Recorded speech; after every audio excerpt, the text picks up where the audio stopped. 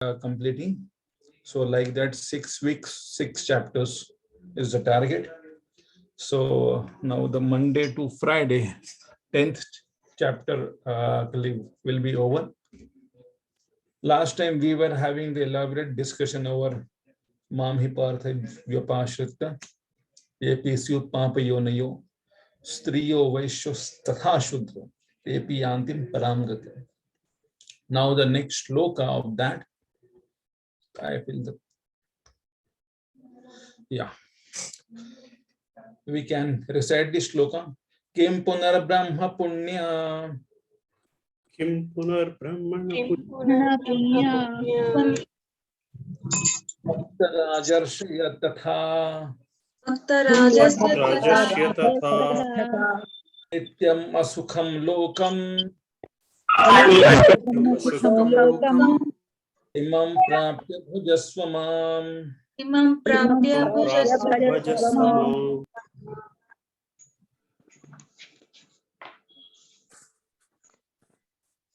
Somebody can read this translation and commentary.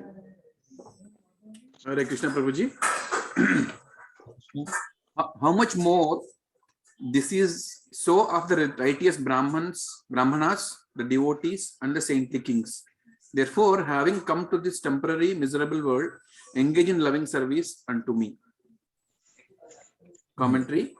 In this verse of his own mouth, Krishna says, this world is anitya. It is not mithya, false. It is not false and illusion as the Mayavadis say. No, it is temporary. Hare Krishna is disproving Mayavadi philosophy. Here, Krishna is disproving Mayavadi philosophy. Therefore, knowing all these things, one should engage in pure devotional service. Krishna consciousness is the only means of real liberation. By engaging the mind always in thinking of Krishna, becoming Krishna's devotee, offering obeisances to Krishna, worshipping Krishna, and being completely absorbed in Krishna, surely one will reach him. Text 34. Manmana bhava mad bhakto. Manmana bhava Madhyaji ma namaskuru. Mame vaishyasi yuktaivam.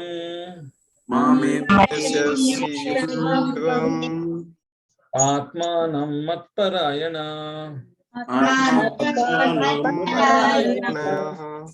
This shloka is the essence of the Bhagavad-Gita, and the conclusion of the Bhagavad-Gita is Sarva Dharman Parityajya. But this shloka is spoken twice, like the third, like the triplet of this shloka has been repeated twice in 18th chapter also, in 9th chapter also.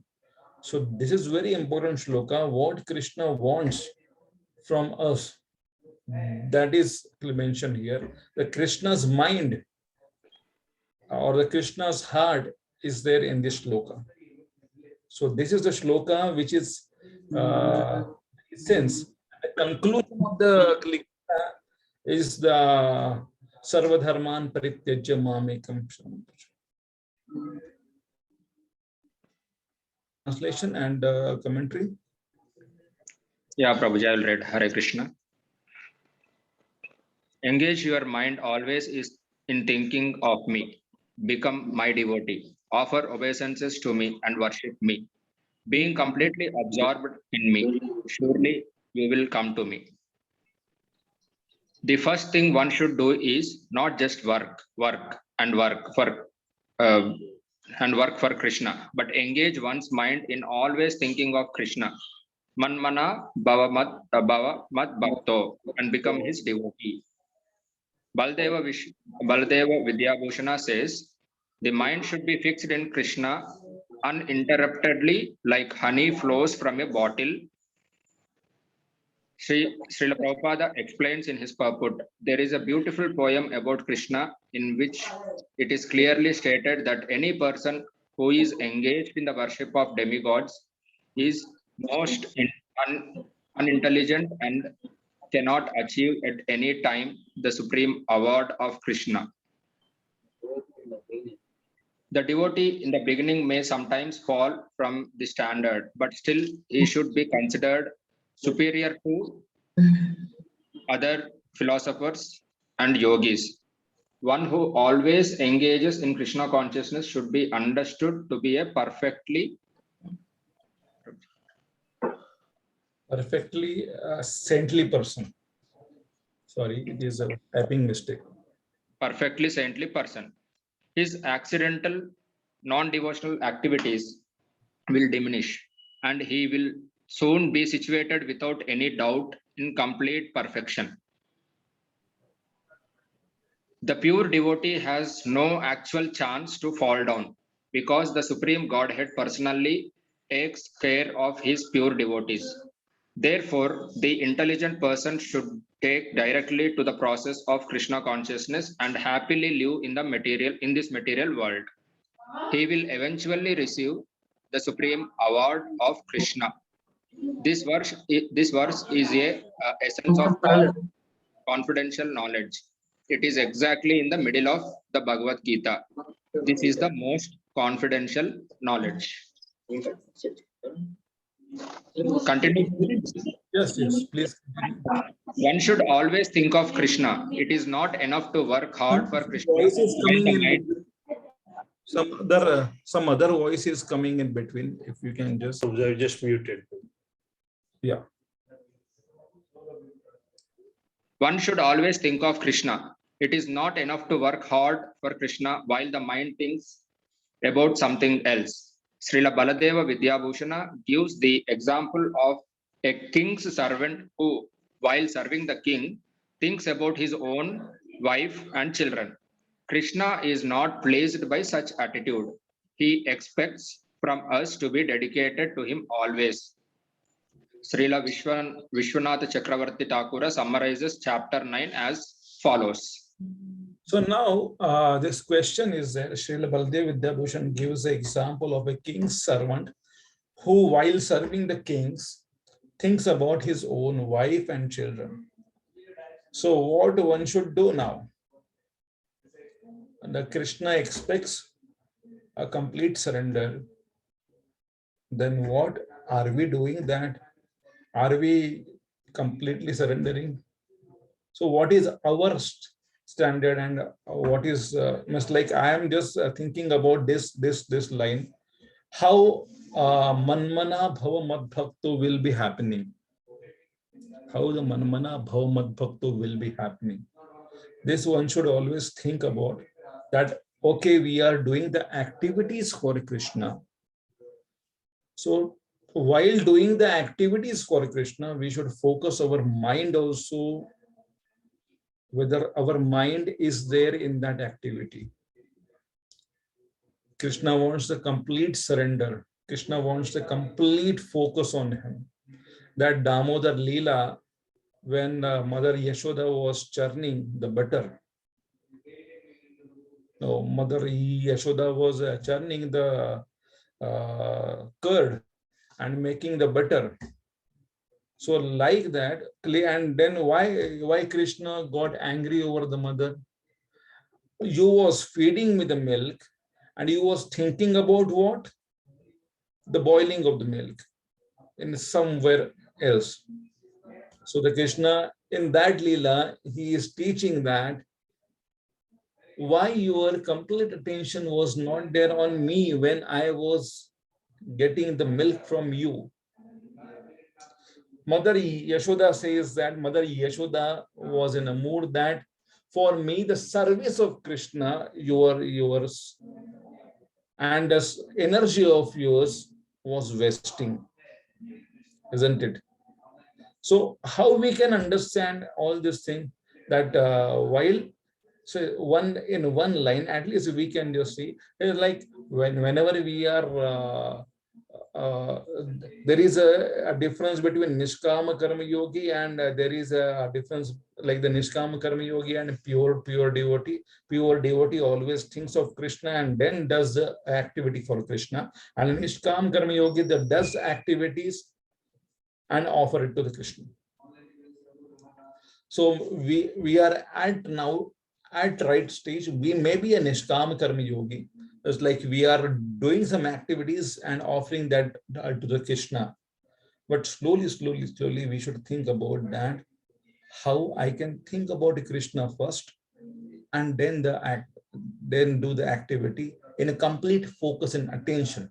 So the Krishna is building up this standard. He is talking about a pure devotion service. He is talking about a Nishkam Karma Yoga, and then he is making at the last of at the last verse of this chapter. He is making at the whole crux or the whole shikhar or the topmost part of the mountain, and making it clear that here you have to go. I just built a mountain for you. How you will be reaching there? So this is the way the Krishna is explaining. He is building up this processes. He is building up the philosophy and making us to understand more and more the way where we have to reach. What is the aim of our life? And that is the essence.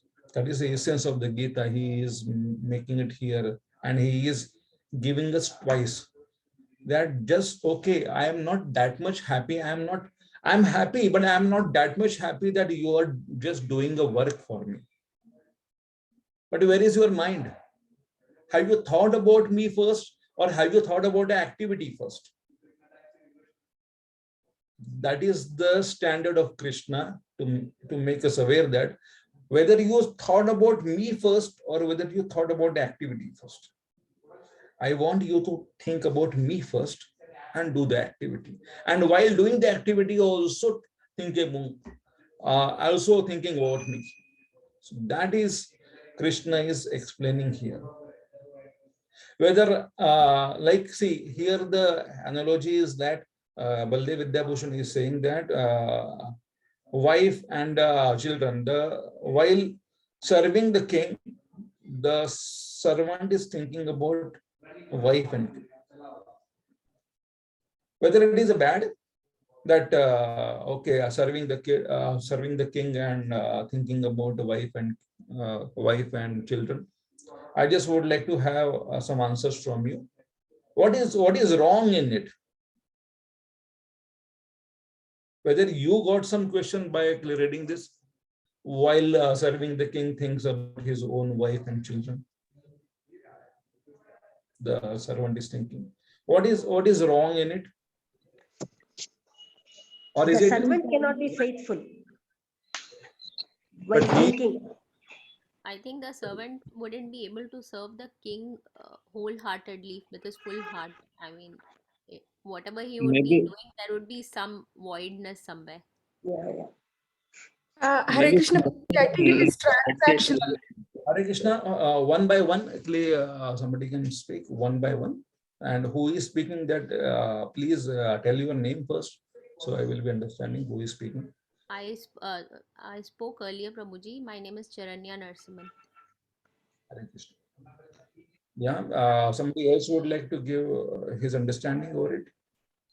Hare Krishna Prabhuji, this is Ma. I think thinking about his wife and children, that servant is expecting something in return for the service he is doing for the king, so that he can serve his wife and children with it. So his devotion or his sincerity becomes transactional, Prabhuji. He's doing it because he will get something in return. But I am having one question to you. You all are working, most of you. Those who are working, they can just answer this. That Lavish Prabhu, I will ask you this openly. Like whenever you are going out for a job, you are also serving somebody. And at that time, in your inner mind, you are having this thought that this money I'm getting out of it, it will be used for my family members. So that understanding is there. No? So what is wrong in that we are thinking about our relatives and serving them? Hare Why Krishna. Krishna wants you should not think about them and like that. And the Baldev Vidyabhushan is speaking. It is like he is the Acharya where he is speaking about the Varnashram also, where how one can worship the Krishna. But here he is asking that in this particular shloka, he is speaking about the complete surrender. What is that? Krishna Prabhuji. And is Krishna wants the relationship to be ahetuki, apradeyata, uninterrupted, unmotivated. Your voice was not clear, Prabhuji. Okay, now, Hare Krishna. Yeah. Prabhuji, but I understand now Krishna wants the relationship to be ahetuki, apradeyata. Still, it is not clear. Rosh Prabhu, you're too close to the mic, I think, Prabhu. Just Very well. Can you hear me now? you're too close to the mic, Prabhu. Sorry. You're on mute now. Hare Krishna Prabhu. Hare Krishna. Somebody else would like to say something about it? Yeah, Deepa here, Prabhuji.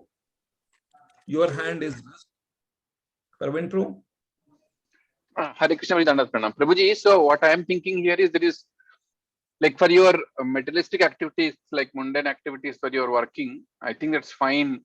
At some point to serve, but think about something else. But especially spiritual activities, when you think about Krishna and you want to progress in that path, Krishna wants us to be completely surrendered and do and think about him only. Okay. Hare Krishna Prabhuji, Deepa here. Yeah. Yes, Mataji. Yes, the service which is done without, as a sense of duty is devoid of love. So when you are doing a work or when you are thinking about your family, which means that you are not actually expressing your love for the king, but you are just doing it as a duty. And the same thing Krishna doesn't want. Yes. Okay. Anybody else? Vanilla Mataji. Hare Krishna Prabhu, that means. Prabhu, I think Krishna wants us to think of our family also in relation with him, like our family as children of Krishna, and we want to serve his children. Okay. Hare Krishna Prabhuji. Yes. Hare Krishna Prabhuji. Yes. The servant cannot be that faithful because he'll be having his either. It is okay if he takes some remuneration just to feed maintain his family, but while doing the work, he should fully concentrate on the work given by king or serving the king as a servant. Okay. Then only he can fulfill his this. Yeah, all of your answers are really convincing. Hare Krishna Prabhu. Yes, Hare Krishna. Who is there? Anandaram Nasing Prabhu or who? Yes, who is Anandaram Prabhu. Anandaram speaking. Yes, Hare Krishna. Yes, Prabhu. So I'm just thinking in a very simple term, Prabhuji, if I'm not putting my heart to what I'm doing, so if I'm not, then that work that will also be not, the outcome of that is also not going to be complete. So if I'm doing something, I need to do it with full attention and focus, otherwise that outcome will never be complete. Yes. Hare Krishna. Who is there? Hare Krishna. Can you hear me now, Prabhuji? Yes, now you are. Yeah, Prabhu. Prabhuji, my understanding is the relationship Krishna expects is ahetuki, apratiyata, uninterrupted, unmotivated. Then only is the best relationship which Krishna expects. Otherwise, anything other than this is Krishna is like less than the standard what Krishna wants from us. Yes. Yeah, like everybody is in Krishna consciousness or in spirituality, the different angles of thinking, many times it is right. It is not that one is right, one is wrong, something like that. When I was reading this line, it came in my mind. I would like to share that. Like here, the Baldev Vidyabhushan gives the example of king's servant who, while serving the king, So while serving the thing, it is like that. While serving the king means while doing that particular activity of serving and thinking something else, like while doing a japa and thinking something else, it is not good. So same thing, while doing a Krishna conscious activity, then if the mind is going here and there and I are thinking of something, so then it is not a complete surrender. So that's why while doing a japa or while doing a Krishna conscious activity, Krishna wants it complete focus and attention over it. That's why whenever we are doing a japa, whenever we are doing a Krishna conscious activity, one should not think about any other thing, even if Krishna conscious management also. While doing a japa, if the Janmashtami is approaching near, still it is condemned that you are thinking about Krishna conscious management. You are chanting the holy name, and what you are thinking for? You are thinking for some management there? No, Krishna wants that. Why you are not giving me the full attention? And by that, the Krishna thinks that, and Krishna's opinion is that you are trying to become a controller. Are you not sure that the king can ask the servant that you are not sure that I will be taking care of you and your family? Or are you taking care by your own strength? The Krishna may be also asking the same thing to us. Why are you thinking about your family? Am I not capable of that? Why are you not giving your 100% to me? Means the little bit controllership mentality is there in you, that I don't want it. In a Krishna consciousness, I don't want this mentality. So that is my actual understanding. I just while serving king. So this while serving king, I just thought about that this statement, this line is having that particular keyword while serving the king, thinks about his own wife. Thinking about the wife while there with the wife and the kids, it is all right. Because you are thinking in that way that this is like that Krishna samsari kari chhadi anachar. You are thinking about this is are the kids and the family is a Krishna's family, so I have to take care of them. But while doing the activity and serving the master like Krishna, you are thinking something else. That is not good. Anybody would like to say anything, his personal understanding where I missed somebody? Hare Krishna. Because many people who were speaking, we are not noticing who was raising the hands. Lois too, you would like to say anything, like something more you would like to explain it?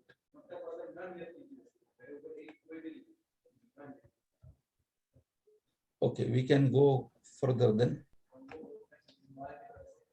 Now the 10th chapter, the opulence of the absolute. Somebody can read this?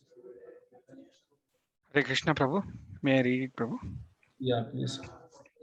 Okay.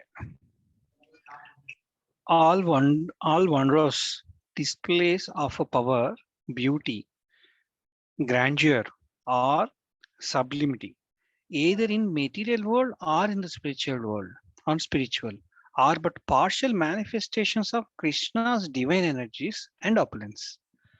As the supreme cause of all causes and the support and essence of everything, Krishna is the supreme object of worship of all beings.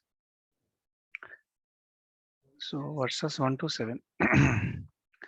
So devotion resides in perfect knowledge of the Supreme.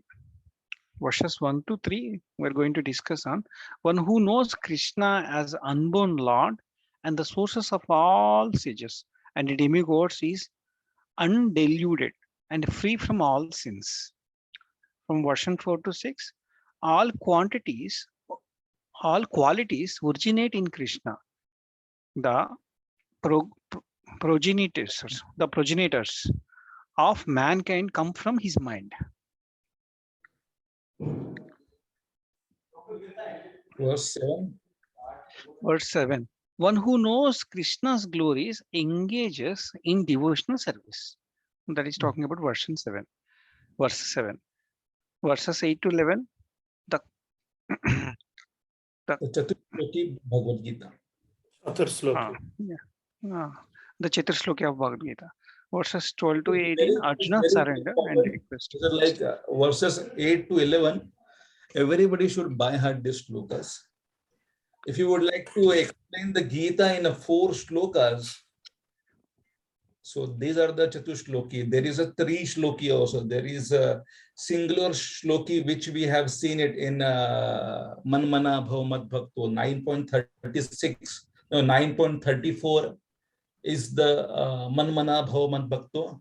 That is a singular shloki Gita, or the essence of the Gita.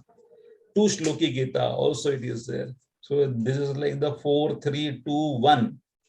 Like this in one shloka, if you just would like to quote the Gita, so the Manmana Bhavamat Bhakto.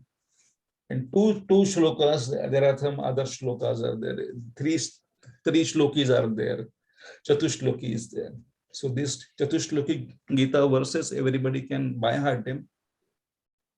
Verses 12 to 18, Arjuna's surrender and request. Arjuna's surrender and request. Yeah, verses 19 to 42, Krishna's opulence. Okay. So connection between the chapters 9 and 10. Devotional service has been described in chapter 9, especially at the chapter end. To further generate and develop devotional sentiments in his devotee, Krishna now explains his opulences. Yeah. Please. Verses 1 to 7. Devotion resides in perfect knowledge of the Supreme. In 7th, 8th, and 9th chapters, the Lord discussed his inconceivable power in order to inspire devotion. In chapter 10, in order to manifest and increase the devotion, the Lord will describe in detail his extraordinary opulences, which were previously discussed briefly. So what was that? See, in a chapter 7, it was described. In chapter 7, it was some extent the opulences were described, the energies were described. That what was that shlokas where somebody can remember it? Rasoham apsukonteya, prabhasmi shashishuriyo, pranava sarva vedeshu, shabdakhe porusham rushu. So these are the opulences also where you can find me. And then in 8th chapter also the Krishna says that what was that? Ekatvena prathakvena bahuda vishwatum mukham. How one can worship him in a bahuda vishwatum mukham. So there were the shlokas from 8.9 to 13 or something like that. This section were briefly describing. So now Krishna is more elaborately describing that how one can worship him. Who I am I? Ye isme ye hu, usme wo hu. This is like I am there in the Pandavas, Arjuna, and all these things might be in this chapter. He will be describing everything. What is a Surya? What is a Chandra? Last time also he clearly described, but it was a brief. So now he is elaborating it. Krishna's opulences. Now the text 1. We will be reciting. Shri Bhagavan Vacho. Shri Bhagavan Vacho. Bhuya eva mahabaho. Bhuya eva mahabaho. Shru me paramam vacha. Yatte ham priyamanyaya. Yatte priyamanaya. Akshami hita karmaya. But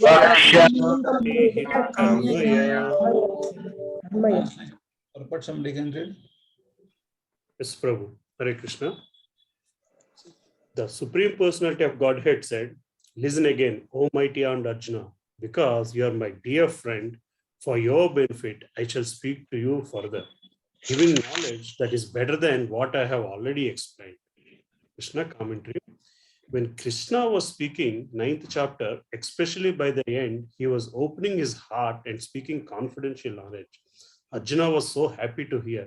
So Krishna was eager to speak more without his devotee asking for. Now, in the 10th chapter also, the Shrunu, where we came across this word Shrunu? Prabhuji, Tachrunu, 7th chapter first. Seventh chapter starting, Prabhu. Starting of 7th chapter. 7th chapter, first sloka. It is Tashrunu he is speaking. And now here also he is making out Shrunu. Here, Arjuna, you are not hearing, you please hear it.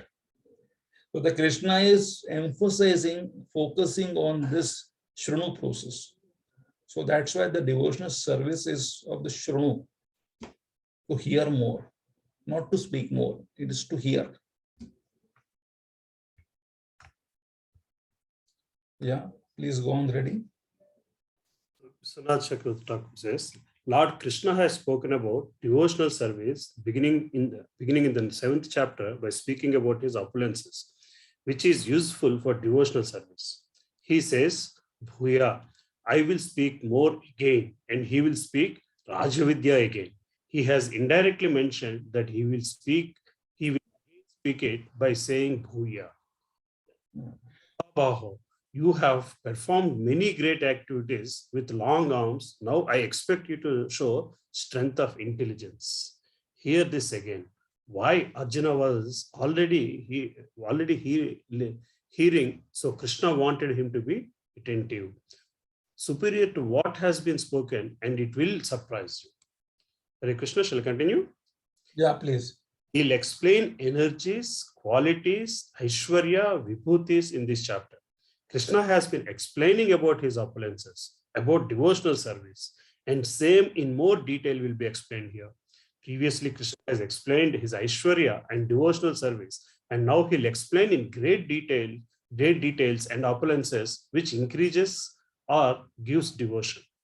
Again, hear it, asking him to become more attentive. I will explain my wonderful opulences for your benefit. Although you know already, you will still become surprised.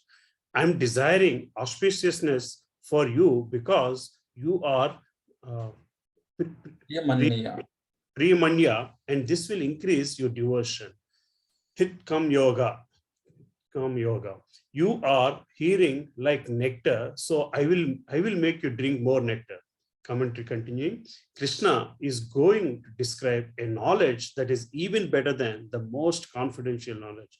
Actually, is just a further push on the previous knowledge. Hare Krishna. So what is that? Krishna is going to describe a knowledge that is even better than the most confidential knowledge. He has not yet stopped manmana bhav madbhakto madhya jivam namaskuru. Mame veshasi yuktevam atmanam matparayana. He is saying that now how like the manmana has to be done. So how the manmana has to be done? That I will explain you. I will explain you my opulences, vibhutis, aishwaryas, more and more. So there, yad yad vibhuti mat sattvam, Shrimat Urjitam Yevava. It's like wherever you will see my vibhutis, my opulences, there you will remember me always. So that will be helping you out your manmana. So the Arjuna might be thinking that manmana, how I can do it? Oh Krishna. So the Krishna says that see the nature. You are seeing everything na? With your eyes. Whenever you are seeing this, you will remember me. Whenever you are seeing this, you will be remembering me. So that way you can just remember me. So I just was really surprised when I was hearing this first time. That time, like the Krishna is expecting us to be impersonally realizing him or what? So this whole thing will explain in a little further. please have this doubt in your mind always, that how the Krishna is thinking that is it like opulences, by seeing the opulences we have to remember Krishna, or directly also we can remember Krishna. So this chapter will help us to understand more. Please read further. Srila Prabhupada says in his purport, previously, beginning with the 7th chapter, the Lord has already explained his different energies and how they're acting. Now, in this chapter, he explains his specific opulences to Arjuna. In the previous chapter, he has clearly explained his different energies to establish devotion in firm conviction. Again, in this chapter, he tells Arjuna about his manifestations and various opulences. The more one hears about Supreme Lord, the more one becomes fixed in devotional service. One should always hear about the Lord in the association of devotees that will enhance one's devotional service. Discourses in the society of devotees can take place only among those who are really anxious to be in Krishna consciousness. Others cannot take part in such disclosures. The Lord clearly tells Arjuna that because Arjuna is very dear to him, for his benefit, such discourses are taking place. Next paragraph. The reason why Krishna is going to do this is because he wants to increase the devotion that is already established. Just like if we have a friend that we like him very much, and then we hear who he is, oh, he is quadrillionaire. He knows everyone. He is so powerful. Then we realize how a wonderful friend we have. The fact that he is opulent, powerful, etc., that enhances our appreciation of the loving part of our relationship with him. How fortunate we feel to have such a great personality as a personal friend. That makes us also feel that our part in the relationship is more serious. Similar to increase Arjuna's devotion, Krishna is going to describe his opulences. Hare Krishna. Okay. Please go on reading. Somebody else can. Go ahead. Sorry, Prabhu, can you continue? Yeah, please continue. In this section A, Krishna is going to describe something very wonderful. One who understands Krishna's unknowable position serves him. This is contradictory by definition. If something is unknowable, how can we understand it? But it is possible when the knowable person explained to us his opulences, and that is exactly what happens in this chapter. First, Krishna glorified the knowledge that he is going to explain, and now can continue, Prabhu. Now, we will be going. Sentence is missing. Second shloka only. Okay. Because all the things is somewhat repetition here. Okay. So text 2, he has explained the knowledge. Now he is going to explain in this text 2. We will be saying that Name vidu suraganaha Prabhavam namaharshaya Aham adir hi devanam Harshinam cha sarvasha.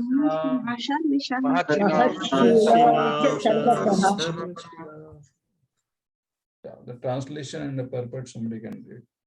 Hare Krishna, Prabhu, can I? Yeah, please, Hare Krishna. Neither the hosts of demigods nor the great sages know my origin or opulences, for in every respect I am the source of demigods and sages. Demigods sages don't know this knowledge. Why? Because I am the source. This can only be known by my mercy, no other way. My wonderful birth from Mother Devaki, even the demigods cannot know because they are attached to the sense objects. But sages aren't attached. Even they don't know because I am the source and cause of everything. So how can they understand, as sons can understand father's birth unless he explains? Prabha, birth's first sight, like Pravastha of Ganges in Gangotri. Baldev. This cannot be understood without mercy of my devotees. Without whether demigods, Brahma, Shiva, etc., or sages like four Kimaras cannot understand my Swarupa, how I have my own potencies. Why? Because in all ways I am their source. Sarvesham. All sources. I am source of all their intelligence too. So therefore they can't understand my source unless I explain to them. I have avoided their position as demigod or sage because of their worship, so it's not possible for them to know me. Shrutis also say demigods cannot understand from who the creation came because of his existence before the creation. It is impossible for something that is created to know the source of that which has created it. The creation cannot understand whether where the creation came from. Even the demigods who are powerful and the great sages who are so knowledgeable, they cannot understand Krishna completely because they cannot understand his origin. But because the sages and demigods can understand Krishna completely, that doesn't mean that no one can understand. Therefore, Krishna explains verse 3. Krishna is the source of demigods and the sages who don't know the Lord's origin or opulence, verse 2. The concept of God as a ruling power or impersonal Brahman can be reached even by materially contaminated people. The personality of Godhead, however, can be conceived only by liberated persons. Therefore, even the great demigods and sages do not understand Krishna, what to speak of the so-called scholars on this tiny planet. In verse 2, Krishna defeats the argument that the demigods cannot understand him because they are engrossed in sense gratification. Even the sages who are detached from sense gratification cannot know him. The demigods and sages do not know Krishna because he is their source.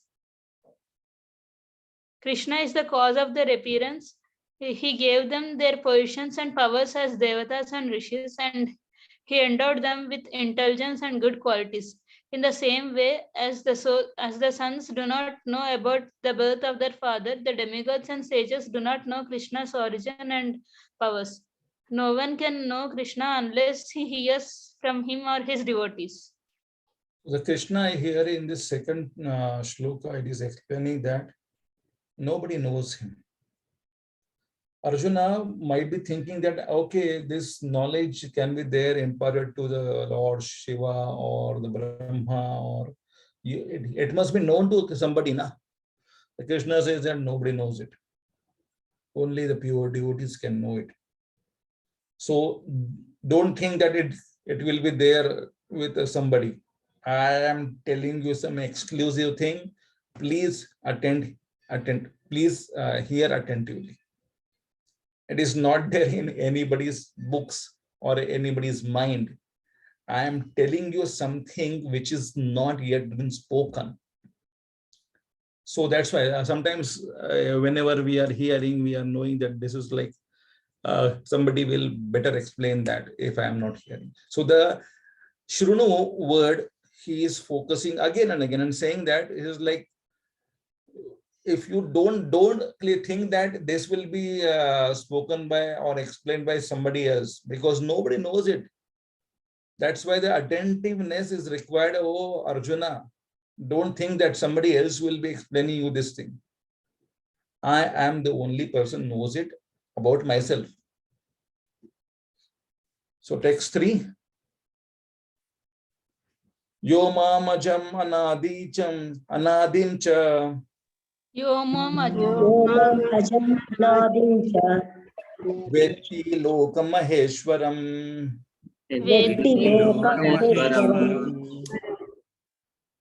Asammudha samarteshu. Sarva pape pramuchyate.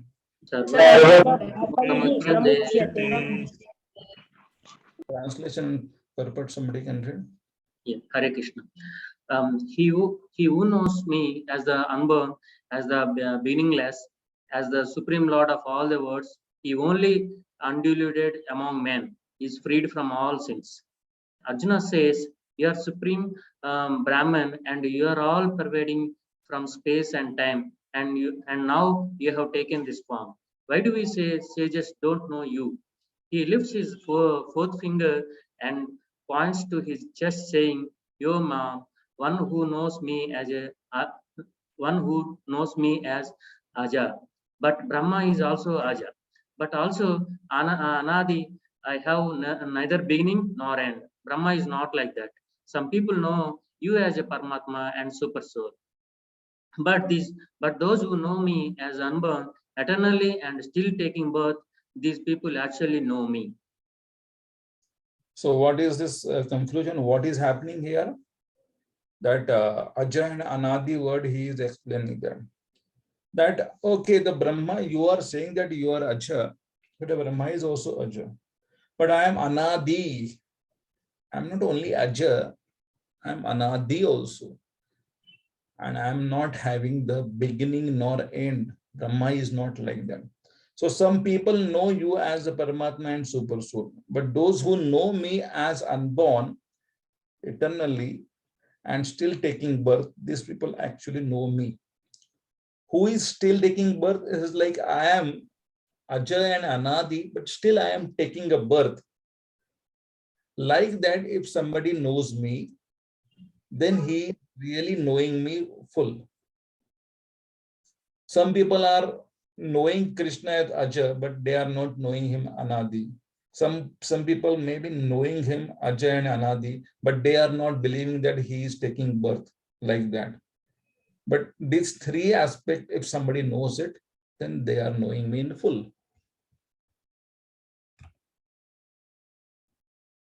Please go on reading. Yeah. So, Mom means as son of Vasudeva. My birth and at same time remaining unborn are supreme truth, and there is no by my internal potency. You are not desiring fruit of yours activities, and you appear although you have no birth. Even scholars becomes confused about how this occurs. Even in Brahad Bhagavatamrita, even those who are intelligent become bewildered and think it's not true, and they don't understand how these things happen by internal potency of Lord. Krishna gives example to show how I take birth although unborn. Damodara Leela, breaking yogurt pot, Mother Yashoda wanted to punish me through tying ropes. Mother Yashoda wanted to bind me, but could not because rope was always too break. I was too rope was always too short by 2 fingers. But at the same time, Krishna says, I was wearing black kinky thread and bell, so that thread did not break. I was covered by the belt, but at the same time, I could not be covered by ropes.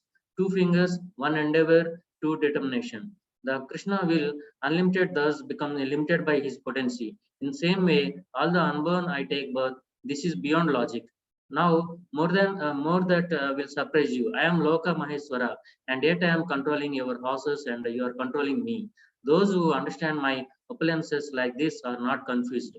Others are confused because they engage in sinful activities against devotion. Some people explain that Krishna is unborn and unlimited and say that Krishna's birth is not real. Such people can't become free from sins. All their activities are opposite to devotion. So here also the contradiction is there, isn't it? The Krishna is speaking many contradictions in the Gita, where we have seen that in one of the section in 8th chapter, that what is that? 8.9 to 13 or some section was there, where Krishna was making that it is full of contradiction. I am born, but I have not been born, like that. So the same thing Krishna is speaking it here also. How we can understand this contradictions. It's like this world is in me, but I am not in there I am not there in the world. The same thing is like I am Aja and Anadi, but still I am taking a birth. How one can understand it is all the contradictions that Krishna is explaining that here. We will be going to the next shloka. Baldev Vidyabhushan is also speaking the same thing.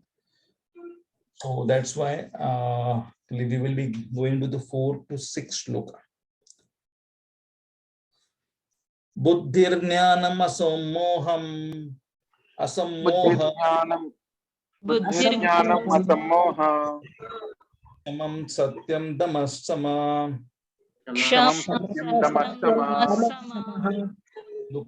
Sukham dukkham bhavo bhavo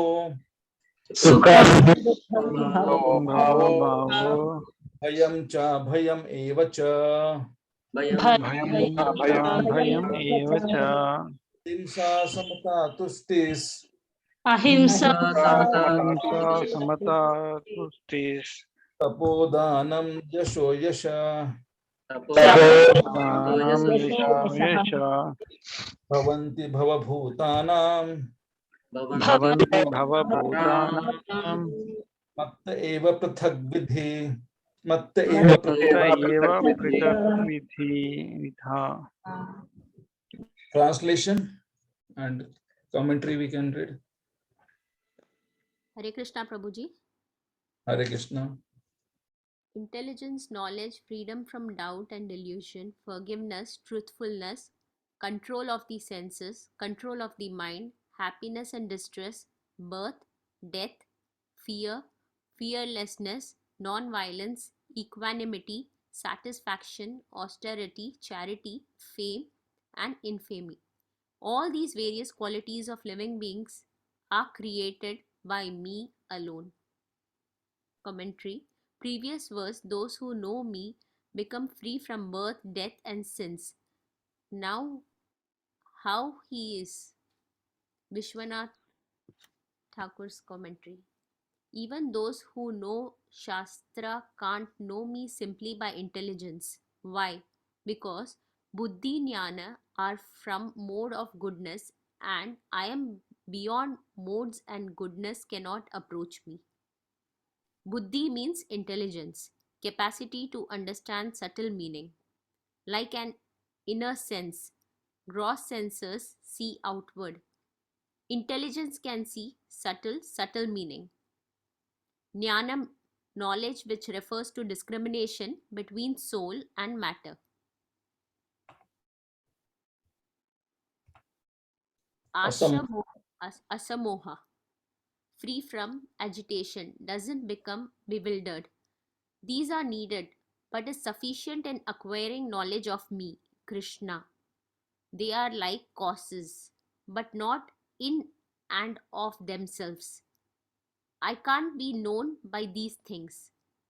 These three from text 3 are needed to know something, but they are not enough to know Krishna. Why? Because he is their source. Other qualities are mentioned as a matter, of course.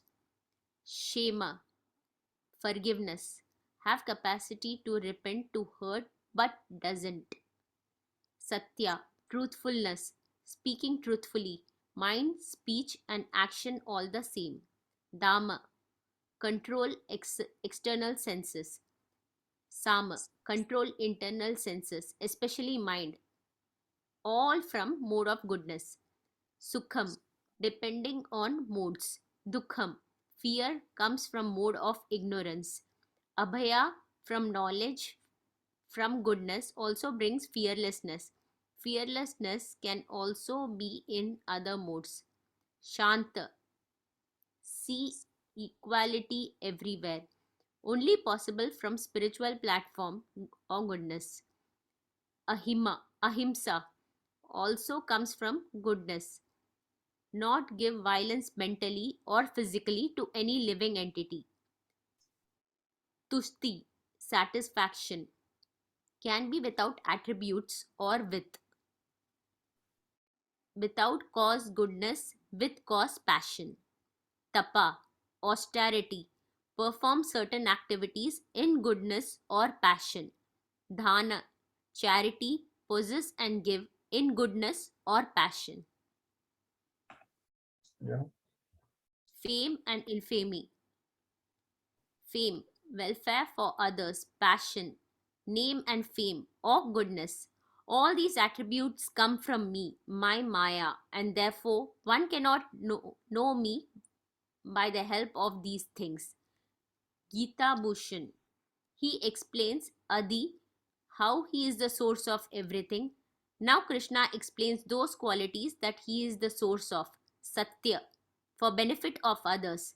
If it causes harm to others, it is not truthfulness. Priyam means pleasing and beneficial. Dama, control senses. Sama, control mind. Tusti, satisfied by one's fate. Tapa, acceptance misery according to Shastra. Fame, good deeds.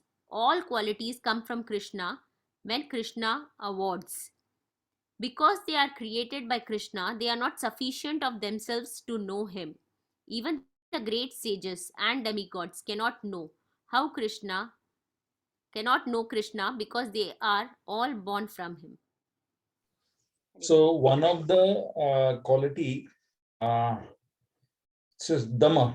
So these are the qualities which are mentioned by Krishna. He is mentioning that by having this quality, one cannot say that they are knowing me, because these qualities are coming from me. Demigods are not knowing me. Sages are not knowing me. By developing these qualities, one cannot know me. So what is that? Then how can one know Krishna? Krishna is mentioning that Dhamma is also not there. The Sama, Tushti, Tapa. By the Tapa also, one cannot know Krishna. So those who are doing a tapasya, tapasa brahmacharyena kshamena cha damena cha. By that, only by being a brahmachari, one cannot be knowing Krishna. Only by very good grahastha, one cannot know Krishna. Only by, so what will be that by that one can know Krishna? So the like one pastime comes in the mind, that about the Dhamma, control senses, that the nocturnal Leela of the Chaitanya Mahaprabhu, he was having the kirtan at night in Srivas Pandit's home, and one day that milk drinking brahmachari is watching very privately, that how he was having a desire that I would like to see the Nityananda Prabhu and Chaitanya Mahaprabhu and others are dancing and singing. By clearly he was thinking that I am only drinking milk and I am a brahmachari, so I am eligible to watch. And that day Srivas Pandit allows him to hide himself and watch. But Chaitanya Mahaprabhu asked Srivas Pandit that I am not getting that bliss. Somebody is there in this room who is not supposed to be there. Then the Srivas Pandit says that, no, Mahaprabhu, there is only one brahmachari. He is pure brahmachari and he is only on the milk. So I feel he is the eligible. Then the Mahaprabhu says that, what does that brahmachari thinks that if he is not a devotee, how he can be knowing my Leela? Only just having the milk and practicing the brahmacharya, nobody will be knowing my Leela. So he is not eligible. Just throw him out from this place. So the Dhamma, by the Dhamma, one cannot know the Leelas of the Krishna. Text 6. Maharshaya sapta purve. Maharshaya sapta purve. Chatvaro manasvas tatha. Chatvaro manasvasthatha. Madbhava manasvadhyata. Madbhava manasvasthatha. Yesham lokaima praja. Esham lokaima praja. Prajaha. Translation and communication they can. Hare Krishna Prabhuji. Hare The Krishna. seven great sages, and before them, the four other great sages, and the Manus, progenitors of mankind, come from me, born from my mind, and all the living beings populating the various planets descend from them. Commentary. By these qualities above, I can't be known. But not only that, the great sages, Manus, Rishis cannot know me because they are born from me. From Marichi and Kumaras, all progeny come. Family dynasty by birth and Guru disciple Kumaras. Baladev, just as all these qualities come from me, these people also come from me. 7 great sages, 4 Kumaras, 14 Manus. These 25 created all progeny. They are born from Brahma, and Brahma born by my desire. They meditate on me, and by my potency, they gain knowledge. From these 25, Brahmanas and Kshatriyas have birth as sons or disciples.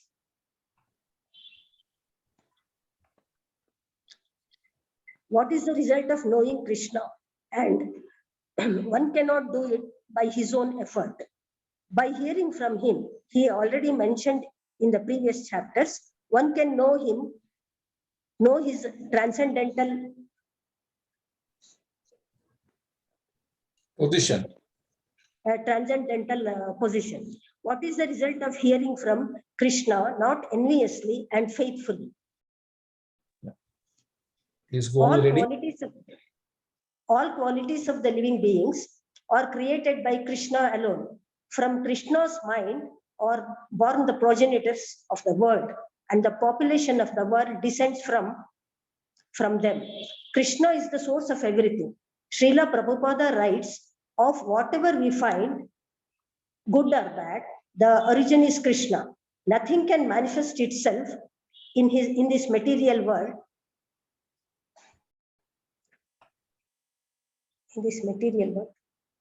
Only that much, Prabhuji?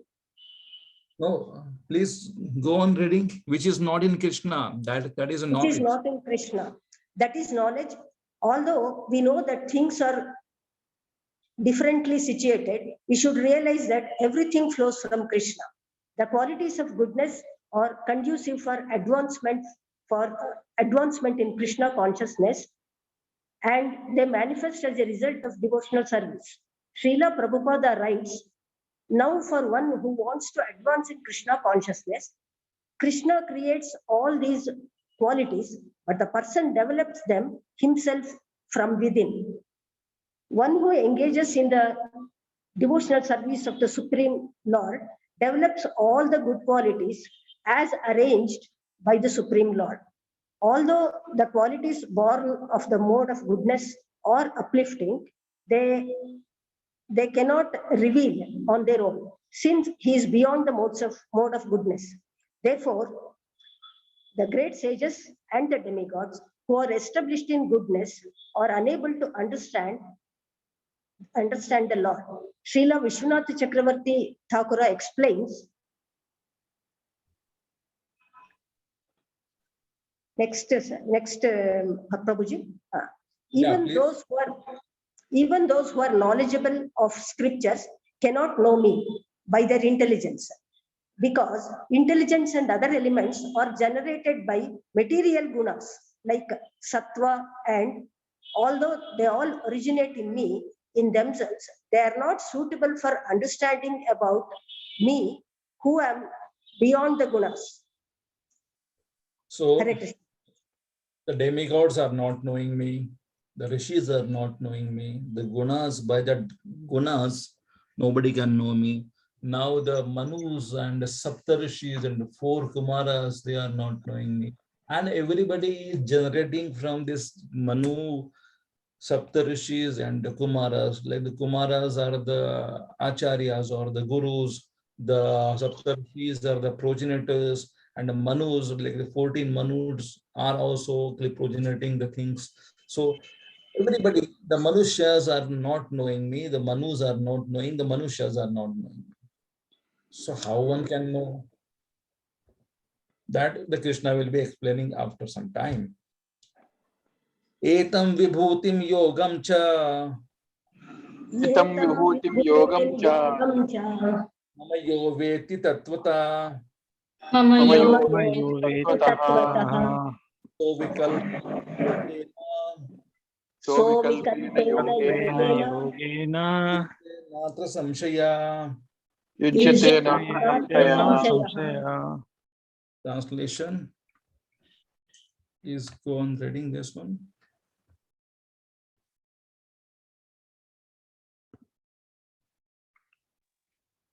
Hare Krishna, Prabhuji. Yeah, Hare Krishna. One who is factually convinced of this opulence and mystic power of mind engages in unalloyed devotional service. Of this, there is no doubt. Commentary. Result of knowing Krishna's opulence. Connected in yoga, already said Janma Karma Cha Me Divyam. Knowing means devotion. Vishnu Chakravarti Thakur. Only pure devotion by my mercy, he will have faith in my words, and he knows me in truth. Knower of opulence, along with pure pure devotion, becomes united with Krishna. Faith becomes situated in yoga without doubt, with determination, one situated in knowledge of me. Baldev Vidyabhushan. This referred to previously all sages and kumaras, all people taking charge of material world maintenance, opulence, potency coming from Krishna. So these are actually Krishna's opulences. One who knows this is explained with faith, plus knowing Aja Anadi becomes a devotee or increases devotional service of one already has it. This knowledge increases devotion. Result of knowing Krishna's opulence. Connected in yoga, already said Janma Karma Cha Me Divyam. Knowing means devotion. Same, Prabhuji is repeating, Prabhuji? Yeah, mostly no. Yeah, it is repeating. So you can just to explain Comment. this, that Krishna in the next 4 verses is going to summarize all the Bhagavad-Gita. So now in the next 4 shlokas, the summary of the Bhagavad-Gita is explained, where the Krishna's opulences are also there, how they can be known. So that will be there. I just copied that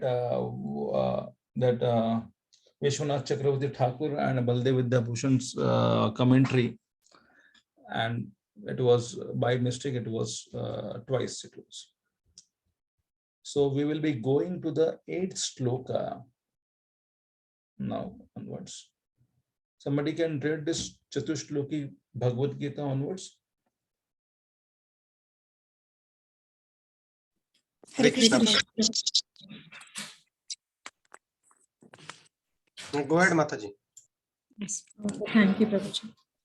Verses The 8 to 11. Chaturshloka. Who is reading? Hare Krishna. Mataji, go ahead, Mataji. Okay, Mataji. Verses 8 to 11. The Chatushloki Bhagavad Gita. The Chatushloki 10.8 to 11. The Lord explains the Chatushloki. I am the source of all the spiritual and material worlds. Everything emanates from me. The wise who perfectly know this engage in my devotional service and worship me with all their hearts. The thoughts of my pure devotees dwell in me. Their lives are surrendered to me, and they derive great satisfaction and bliss, enlivening one another and conversing about me.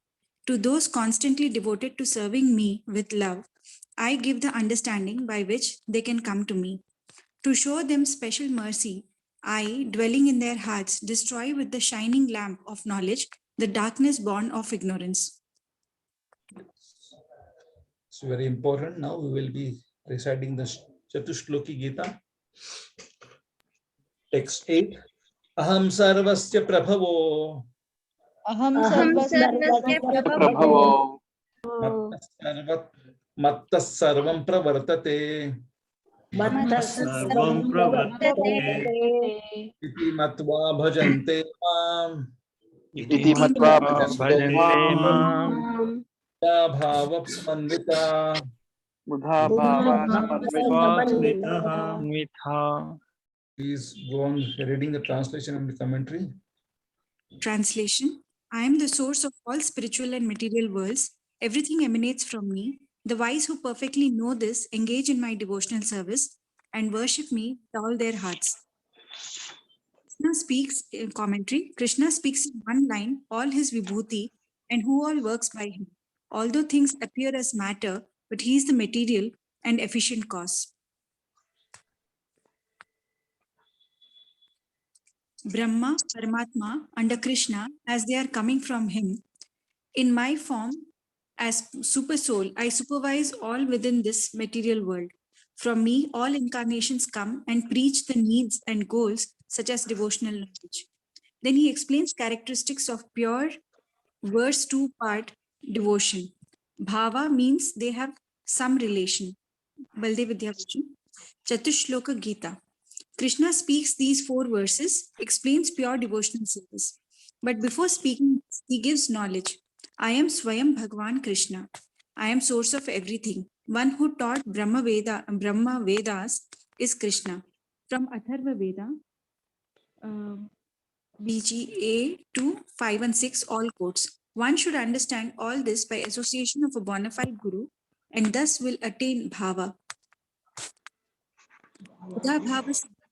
Bhava means love of Krishna. The wise who know this truly, knowing who Krishna is, they can surrender to him. How can one surrender to someone who is not powerful? As soon as we know Krishna's opulences and power, that gives us the faith to surrender, to put ourselves in his hands. That knowing must be deep. And the result of that is bhava or love of Krishna.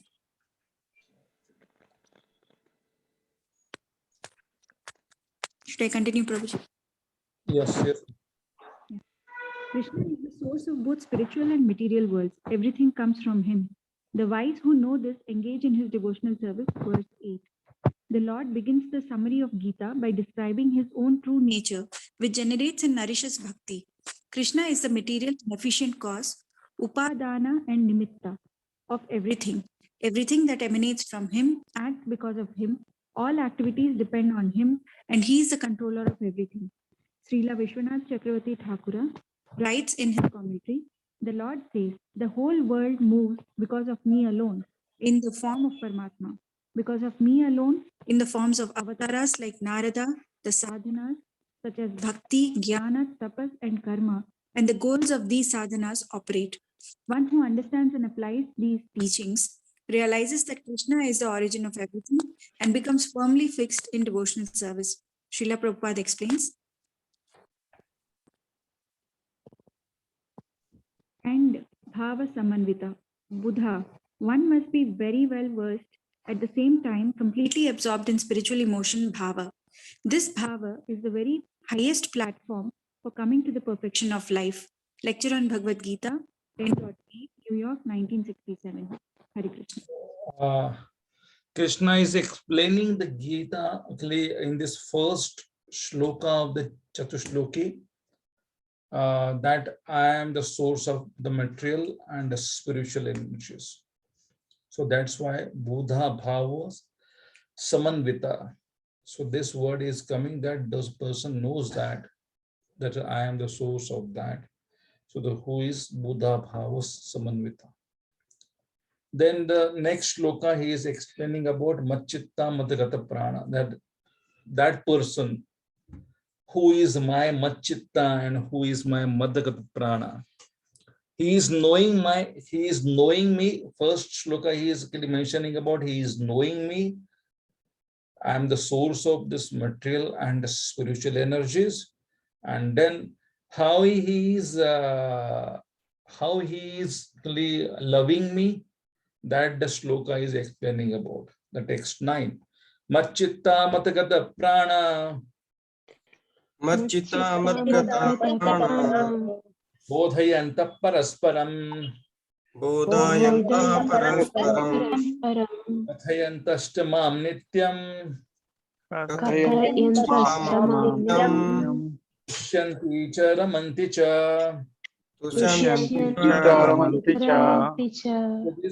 This Chatushloki Gita is talking about the Sambandha, Abhidheya and Prayojan. These three things, it has been explained.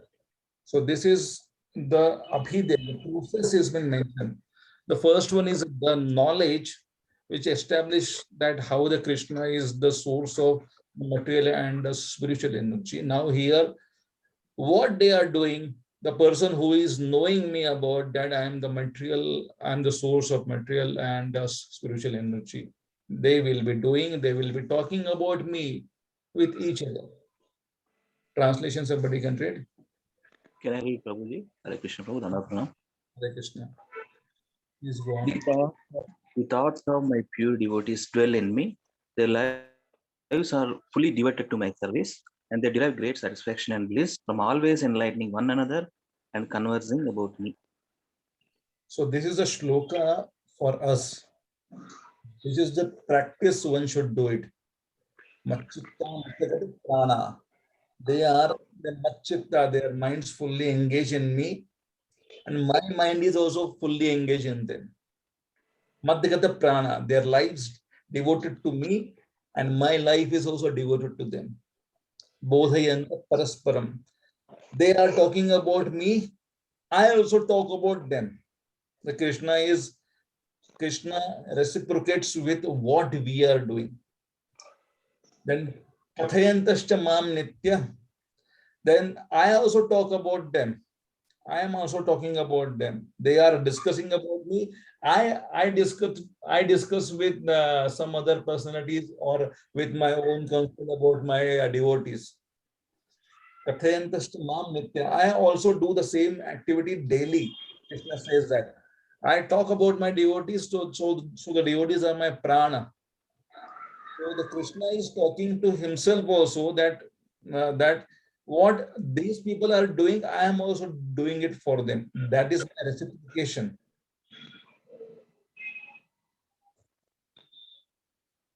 Yeah. One ready? Yeah, commentary. What type of bhajan do they do when they render service? Pure devotional service.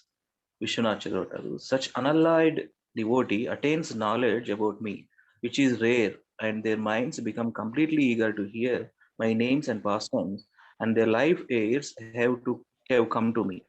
Without me, they cannot maintain their lives. This is their food, and they talk with great love with each other about devotional service, and they loudly chant my names and describe my pastimes, form, and attributes in loud kirtan. After this, the result is Tushtani, become satisfied with great pleasure. They understand devotional service is only pleasure, or when performing sadhana with good, what is that star sir? With good, with the good intentions. with good intention, with no obstacles, become satisfied in sadhana and attain Ramante Raghanuga Bhakti. Ramante Raghanuga Bhakti. Intensely desiring to hear Bodhayanta Parasparam. Palde Vidyabhushan. They meditate on me and I can't live without me.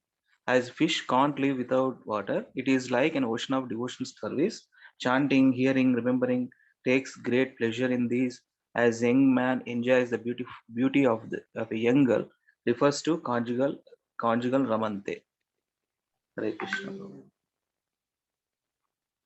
Yeah, comment. The result of knowing Krishna is that a devotee cannot maintain his life even for a second without Krishna because of the love that he develops for him. Just like a fish cannot remain out of the water, the devotee cannot remain out of Krishna consciousness. Then, what is Krishna's reciprocation with those devotees? That After is there in next shloka. Yes, so, yeah, please go on ready. Sure, Prabhu. After explaining the relationship between Chit, Aschit, and Ishvara, Krishna describes the process of bhakti in verse 9. Krishna's devotees always think of him and devote their lives fully to his service. They derive great satisfaction and bliss by discussing about him among themselves. These are the characteristics of pure devotees. Verse 9. Srila Baladeva Vidya Bhushana explains these characteristics in his commentary. The devotees are absorbed in remembering me, Machitta. They cannot maintain their lives without me, just as a fish cannot live without water, Madgata Prana. They reveal to. Now, same thing is there. So, Yeah. Baldev Vidya Bhushan Chakravarti Thakur Pad, we have explained it. So text 10 now. I will just charge my 1 minute.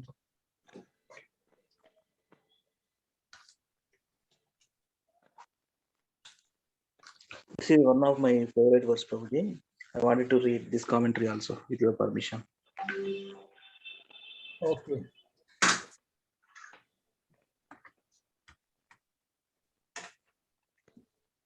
Yeah, text 10. Tesham satata yuktanam Tesham satatayuktanam bhajatam priti purvakam bhajatam pritipurvakam Dami buddhi yogam tam dadami buddhi yogantam yena mamupayanti te. yena mam yupayanti te. Go on, ready? Yeah, thank you. Translation. To those who are constantly devoted to serving me with love, I give the understanding by which they can come to me. Comment. They have Ramante. So what is need of Buddhi Yoga? Arjuna. You are saying they are satisfied and pleased by your devotion, but how do they realize you directly, and from whom do they understand your direct relation? Krishna. Tesham Patatam. I give such people Buddhi Yoga, inspiration in their hearts. This doesn't come from within or anyone else, and it comes only from me, and they come into direct association of me. Baldev Arjuna, how can they understand about your unlimited qualities just by hearing? Krishna says, Tesham Satate Yuktanam. Those with great desire, I give my devotion service and understand me completely, and by my mercy obtain me. Yeah, please go on, ready. Hare Krishna.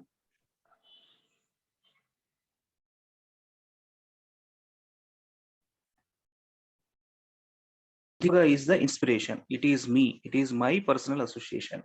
Krishna actually come into the hearts of such devotees.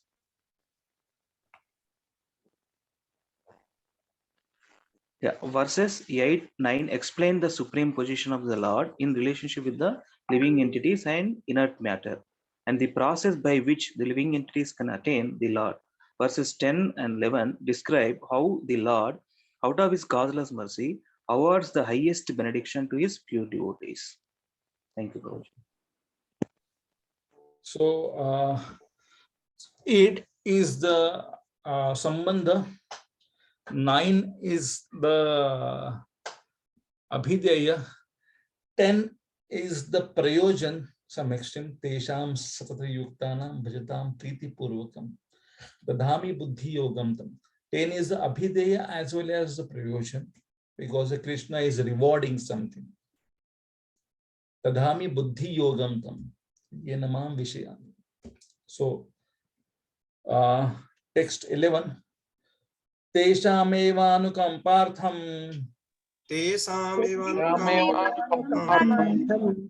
aham ajnanajam tama nashayami atmabhavastho jnanadipena bhasmita.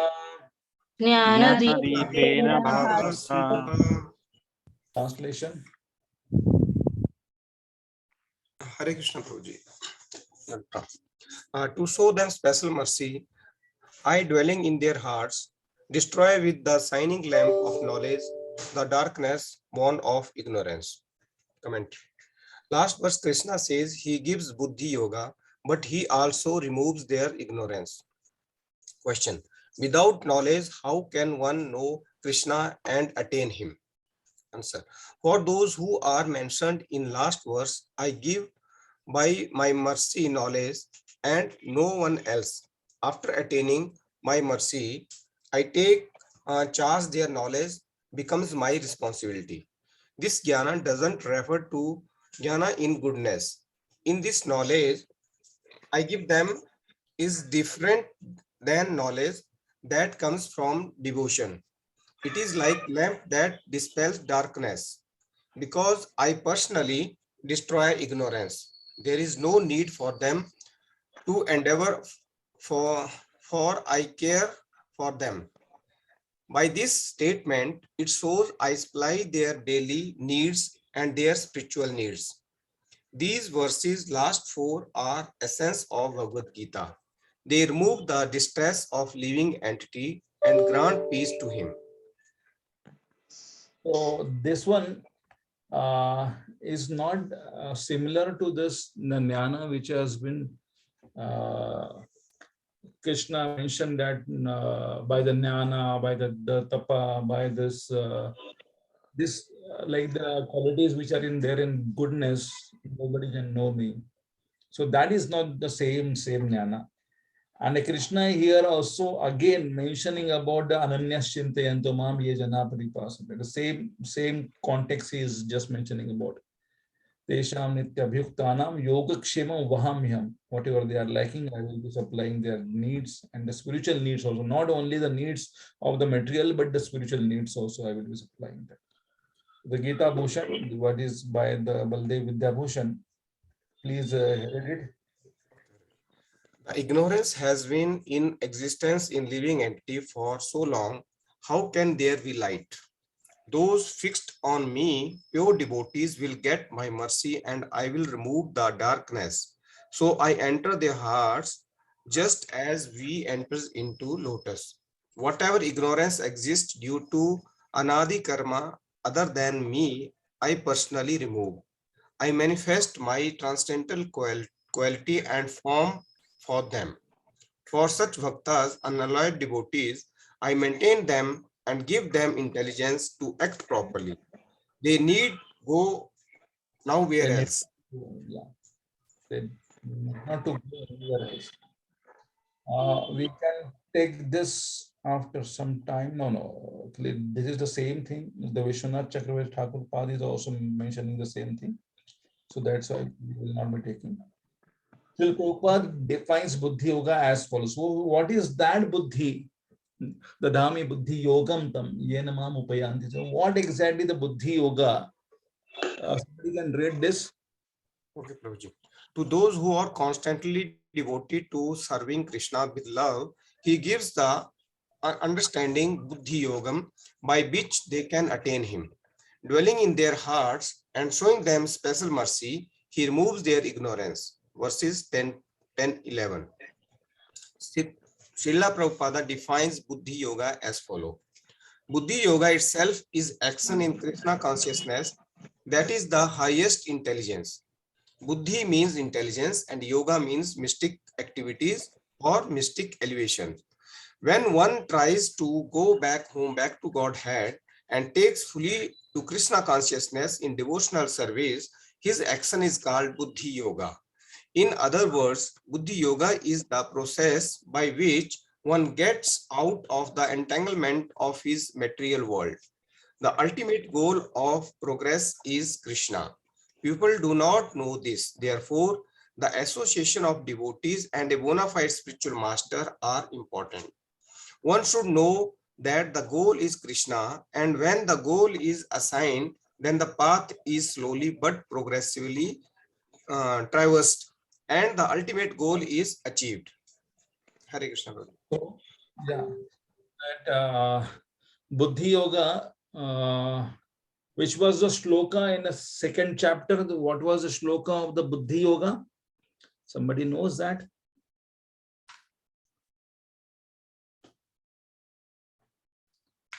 Where it's a long back, you studied this chapter 2 also. It is an exercise for you. It's like if you are having 2 minutes, you can just think about what was the shloka of the Buddhi Yoga in second chapter of the Gita. Somebody remembers that?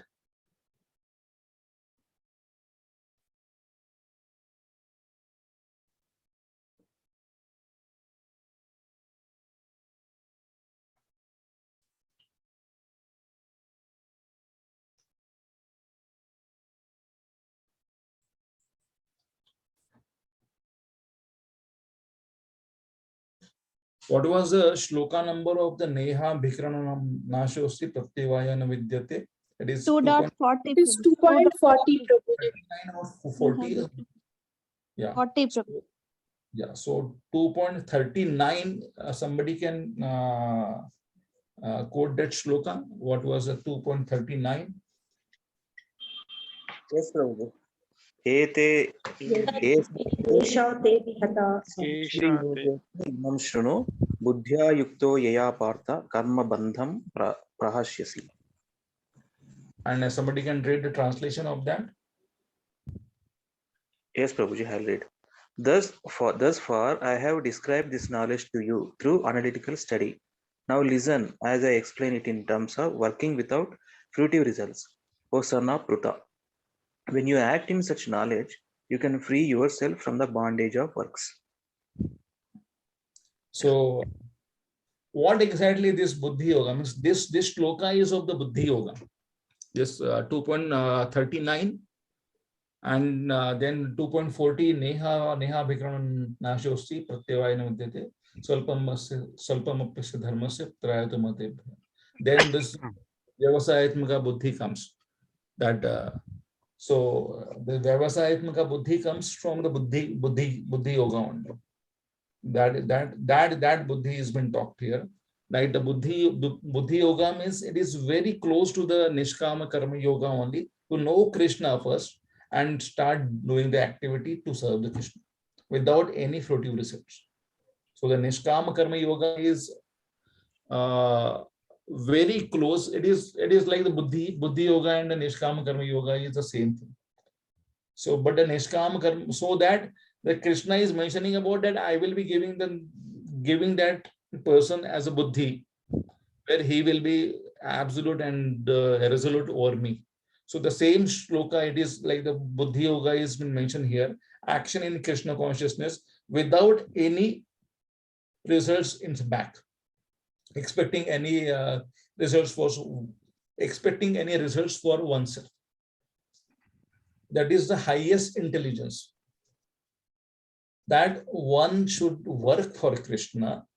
And how one can work for Krishna? Manmana bhava mad bhakto, that is the knowledge. And how one can apply this knowledge, then that is the 10.9, that one should discuss with the devotees, bodhayanta parasparam. So the application of this manmana bhava mad bhakto madhya jivam, it is, we can just say that 10.9. But for that, one should have the buddhi if somebody is not having. So that the Krishna says that I will be giving the buddhi also.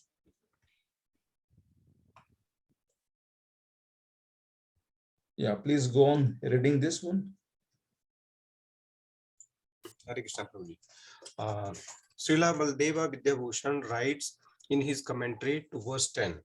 Arjuna says, but how is it possible for them to realize you as being endowed with infinite forms, qualities and powers just through the teachings of a guru? The Lord says, for those who desire constant association with me, Satata Yuktanam, and who worships me with pleasure, Priti Purvakam, which arises from understanding me as I really am. I, relishing their devotion to me, offer to them intelligence, Buddhi Yogam. I produce in them the intelligence by which they can understand me, endowed with infinite qualities and powers, gunas and vibhutis, and by which they can then worship me and attain me. So now here Baldev Vidyabhushan is saying, for those who desire constant association with me, Satatam Yuktana, and who worship me with pleasure, Priti Purvakam, which arise from understanding me as I really am, relishing their devotion to me, offer to them intelligence. So now what is that? So like when the Buddhi Yoga is there, then only one can know the Krishna. The Vyavasayatmaka Buddhi Ekeha Kurunandana is happening because of the Buddhi Yoga only. And then one is knowing that actually I need to have the constant association of the Krishna Satatam Yuktanam, and they are worshipping me with the pleasure, Priti Purvakam. So what buddhi then the Krishna is offering again? Unless one is having the buddhi, the constant association of the or the hankering of the constant association to the Lord, or the Priti Purvakam, worshipping the Lord with the pleasure, that will not arise. So what intelligence the Krishna will be giving? Buddhi Yoga only he is speaking. So what it means? Somebody would like to give their understanding?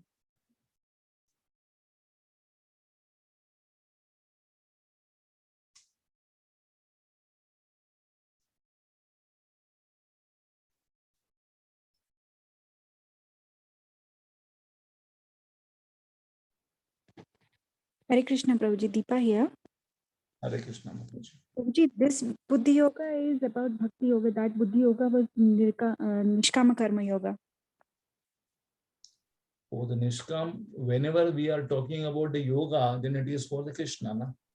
Nishkama Karma Yoga means you are doing a work for Krishna and not expecting a result. Yes. And by that Buddhi Yoga, Neha Bhikran Nashosti Pratyavayana Vidyate Swalpam Sitsa Dharmasya Trayate Mahatobhya. Swalpam Apyasya Dharmasya, what is exactly the Swalpam Apyasya Dharmasya? That whatever the small devotional service one is performing, Trayate Mahatobhya. So there, the first time Krishna was talking about some glories of the devotional service. 2.40, it is like covered glories of the devotional service. So that's why he used the word Swalpam Apyasya Dharmasya, because this whole chapter was not talking anything the glorious about the devotional service, but there first time Krishna talked about, he could not resist himself to talk about the glories of the devotional service. So there in 2.40 he talked about. So that is also like the devotional service only. So what exactly the Buddhi Yoga is? Again, the Buddhi Yoga is like. Is it the difference between Vaidhi Bhakti and Bhava, that Raganuga Bhakti?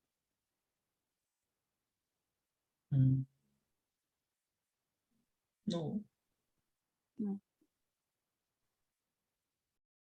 Somebody would like to give a try?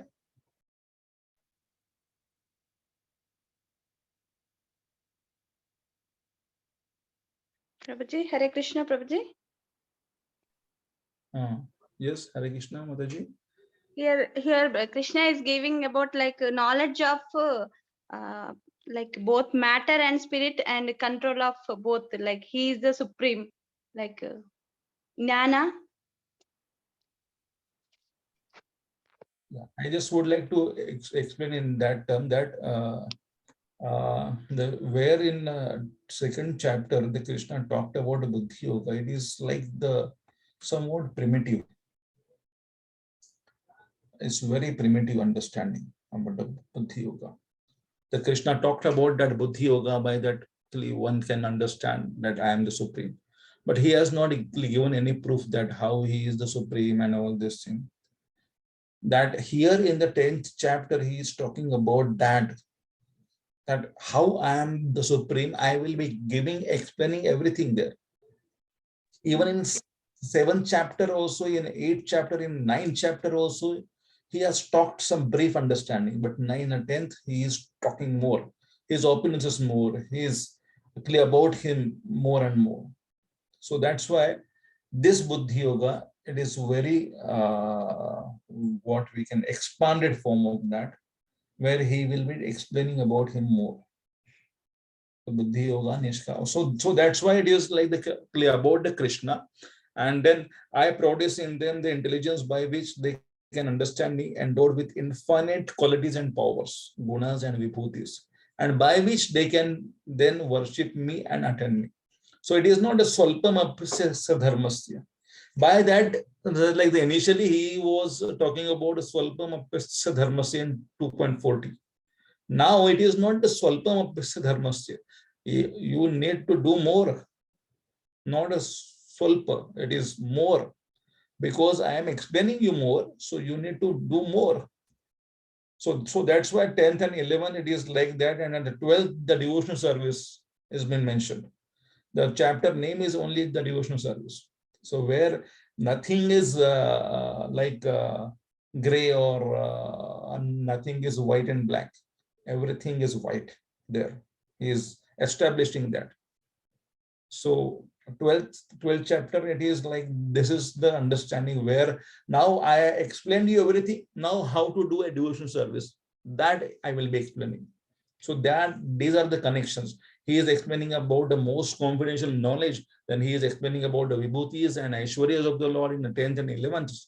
And then he is explaining that you need to surrender and how to do a devotional service to me. I'm explaining you. So that way the Krishna is taking Arjuna like that. So it is not a primitive understanding, it is a complete understanding. He is telling about the Buddhi Yoga. Yeah, please go on reading. Hare Krishna, Prabhuji. We will be complete, then we will end. According to Srila Vishwanath Chakravarti Thakura, the Lord alone causes Buddhi Yoga, Bhakti Yoga to appear in the devotee's heart. This Buddhi Yoga cannot be obtained from any other source. It is awarded only by the Lord and is received only by the devotee. The required qualification for receiving Buddhi Yoga is a sincere desire to render devotional service. Srila Prabhupada explains in his purports to verses 10 and 11. A person may have a bona fide spiritual master and may be attached to a spiritual organization, but if he is still not intelligent enough to make progress, then Krishna from within gives him instructions so that he may ultimately come to him without difficulty. The qualification is that a person always engages himself in Krishna consciousness and with love and devotion renders all kinds of services. He should perform some sort of work for Krishna, and that work should be with love. If a devotee is not intelligent enough to make progress on the path of self-realization, but is sincere and devoted to the activities of devotional service, the Lord gives him a chance to make progress and ultimately attain to him. Sometimes Mayavadi philosophers criticize the devotees because they think that most of the devotees are in the darkness of ignorance and are philosophically naive sentimentalists. Actually, that is not the fact. There are very learned scholars who have put forward the philosophy of devotion. But even if a devotee does not take advantage of their literatures or of his spiritual master, if he is sincere in his devotional service, he is helped by Krishna himself within his heart. So the sincere devotee engaged in Krishna consciousness cannot be without knowledge. The only qualification is that one carry out devotional service in full Krishna consciousness. When one is qualified in this way, Krishna takes full responsibility of his spiritual and material welfare. Srila Vishwanath Chakravarti Thakur explains in his commentary. Shall I read it? Yeah, please. Arjuna says, without the functioning of knowledge and other such elements, how can they attain you and how can they even strive for that goal? The Lord says, this is not at all necessary. Having the intention of giving them mercy, by all means, even without them having to worry about attaining my mercy, since I make the endeavor to give them mercy. Tesam eva anutam partha. I being situated in the functioning of their intellects, atma bhava stha, by the lamp of knowledge arising knowledge arising from bhakti, which is beyond the gunas, not sattvika knowledge. Since bhakti alone can reveal me, destroy the darkness born of ignorance in them alone, but not in others like the yogis.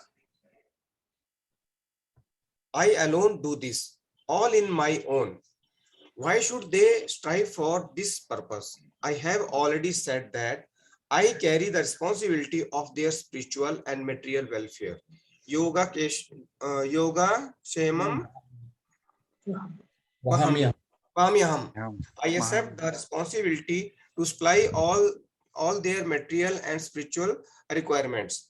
Thus, the conclusion is that one can never understand Krishna by his own mental efforts, even if he goes on speculating for millions of years. Only by devotional service can one please the Lord, and when the Lord is pleased, he reveals himself in the heart of the pure devotee. Srila Prabhupada summarizes this section as follows.